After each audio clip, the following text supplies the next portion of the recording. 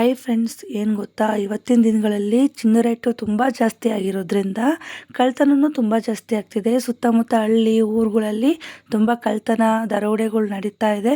ಈಗ ರೀಸೆಂಟಾಗಿ ನಮ್ಮ ಪಕ್ಕದ ತುರುವೇಕೆರೆ ಪಕ್ಕದ ಹಳ್ಳೀಲಿ ಒಂದು ಅಜ್ಜಿ ಮೇಲೆ ಪಕ್ಕದ ಮನೆ ಹುಡುಗನೇ ಹಲ್ಲೆ ಮಾಡಿ ಒಡವೆನೆಲ್ಲ ಕಿತ್ಕೊಂಡು ಹೋಗಿದ್ದಾನೆ. ಬಟ್ ಆ ಹುಡುಗ ಸಿಕ್ಕಿದ್ದಾನೆ.